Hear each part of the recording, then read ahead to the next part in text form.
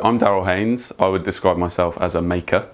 I'm currently studying 3D design and craft at the University of Brighton, which is a really great making course, and I think I've learned a lot of skills there, mainly just to make relentlessly and unapologetically, because I think making is something that brings me joy, and I think it can bring joy to other people.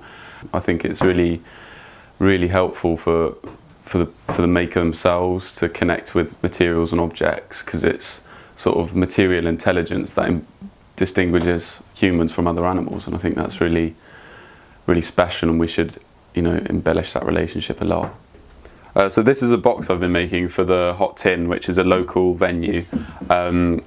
I was employed by them to do some restoration work on their porch and some other parts of the building, and then for a silent auction to support the business, I've been making this box. So I used some of the materials that I took out when I was doing the restoration to create the box. So the sides of it and all the wooden parts are made from this tongue and groove, which you can see all the paint flaking off of. A lot of it's quite rotten, but I selected some nice bits and gave it a bit of a rub down.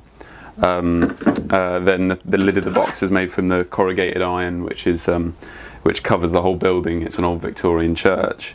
So yeah, this is the box. It's not quite finished, but I think it's quite interesting how you can see the years of history. I like how this is craft being used to support a local business, but it's given me a chance to do a different kind of making. Taking old materials and transforming them into something new, which I'm quite interested in. For me, it's where the making is more important than the final result, and where the maker is celebrated through the final object. I think I'm not interested in designing products that are sleek and clean, because I want people to know how they were made. And as time goes on, I appreciate the handicrafts more and more, and I think the overall resurgence in our culture of appreciating the handmade is something that I'm really happy about.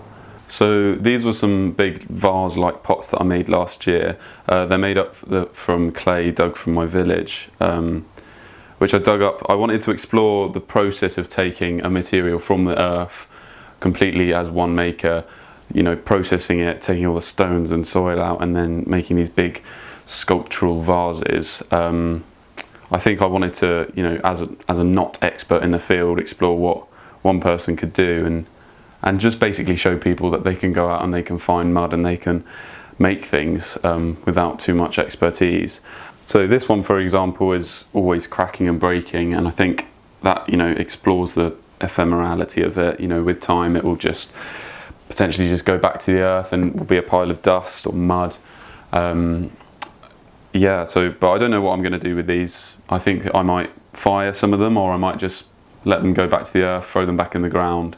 I experimented with firing some of this clay before, and it made really interesting results. It goes with this really rich dark red and completely misshapen and bubbly and wobbly, which I thought was really playful. We don't get to see that side of ceramics, because ceramics to most people is a really polished, finished object, and I wanted to show that it has just come from people over years and years experimenting with mud and playing with it. So I think this was about showing people the process of taking a material in the world around us, playing with it, and making something out of it, basically. People love to see, people throwing pots or, turning wood on a lathe. It's very satisfying to watch, and I think social media has helped with an understanding of that. Where craft will go in our generation, I'm not sure, but I think I have hope for it, and I know that a lot of my friends or peers my own age, even if they're not interested in making themselves, they are interested in other people making, and they're really happy to see that happening around them, and they do distinguish it from the mass-produced goods that they buy off, I don't know, those shit websites. And I think they're happier with a handmade product, which is ultimately the goal.